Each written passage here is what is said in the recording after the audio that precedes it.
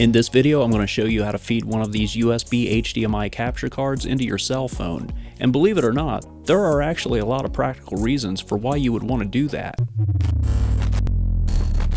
So we're going to hit the ground running, and I'm going to show you how to do this first, and we're going to talk about why you would want to afterwards. But to get started, there are a few things that you're going to need. The capture card and a cell phone, of course. I was able to make this work on a newer Android phone with USB-C input and an older Android phone with a micro USB input. I was not able to make this work on my iPad, and I don't have an iPhone. So if you want to try to make this work on an iOS device, you're getting into uncharted territory, and I probably can't help you there. Sorry. The nice thing is these capture cards are really cheap, and other capture cards will work if you have something else. I just prefer this one because it is cheap, it's lightweight, it's not very big, and it gets the job done. As far as OTG cables go, I prefer these cables that have flex like this.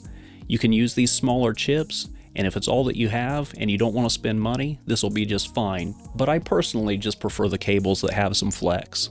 On your Android phone, you'll need to download an app that will allow you to view the output of the capture card onto your device. I use this USB camera app. It is riddled with ads, but it does get the job done, and you can buy a paid version that is ad-free. On a side note, you can also use this app to view webcams on your phone. I'm not sure why you would want to do that, but I'm sure the reason exists out there somewhere. And setup is very simple. You just plug the OTG cable into your phone, then plug in the HDMI capture card into the OTG cable, and then plug in your HDMI source into the capture card. Then open the USB camera app, and you should see the output of that device. And here are a few sample devices showing how it works.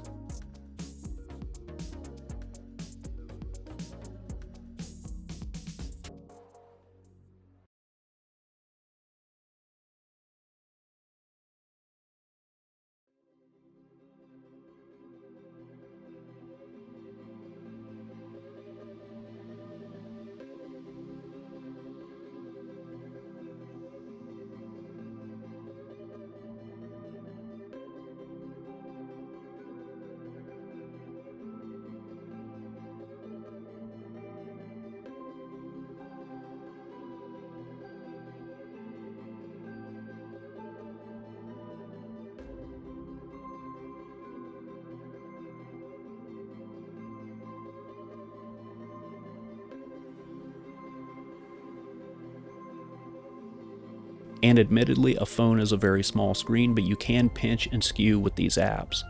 A better scenario would probably be using a laptop, but you can't just carry a laptop around in your pocket. And yes, we don't all carry capture cards in our pockets either, but these are small enough and cheap enough that you could stash one in your desk drawer and have it on hand for when you need it.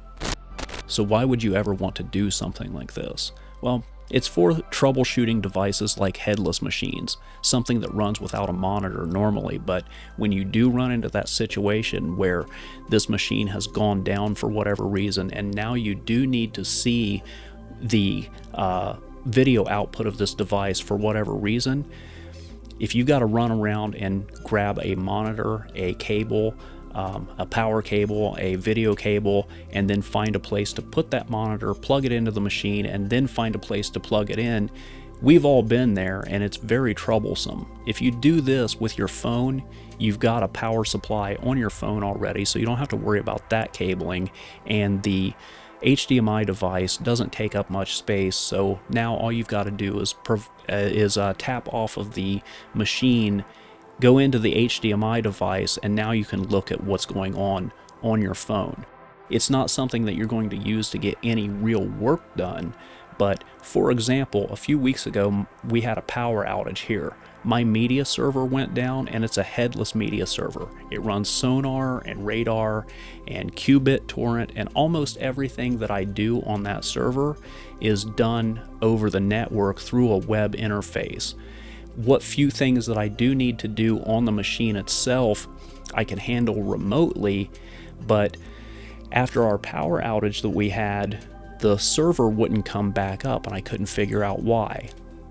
It runs headless. I don't normally have a monitor on that machine, so I had to rustle up a monitor and put something on there just to find out that it was stuck on a grub screen prompt. And even after a hard reboot, it had gotten stuck in the same screen. After I put the monitor on there, I was able to select what I needed to select. The machine then booted into its normal OS. I was able to remote back into it like I normally do, and at that point I did a prompt for a reboot and everything worked normally. It didn't get caught on that grub screen again. My point is, that was a lot of hassle for what essentially equated to an arrow down and an enter key.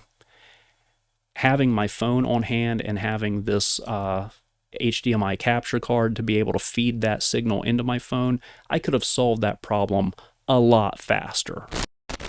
And using these same principles, it doesn't have to just be a computer that you're feeding into this device. You can feed anything with an HDMI signal, and what makes it really handy is for old cameras that don't have flippy screens, but they do have an HDMI output. Now you can make your own makeshift flippy screen for something like that. And using the same ideas, you can take something like this old analog capture card and you can turn an old VHS camcorder or Super 8 camcorder into a tapeless machine by just recording its analog output directly on your phone. It's the cheapest tapeless solution that I've seen. And I'm sure that there are a multitude of other ways to use these devices as well, so if you can think of anything creative, be sure to let us know about your ideas in the comments below. But that's all I got for now. Thank you so much for watching, and I'll see you next time.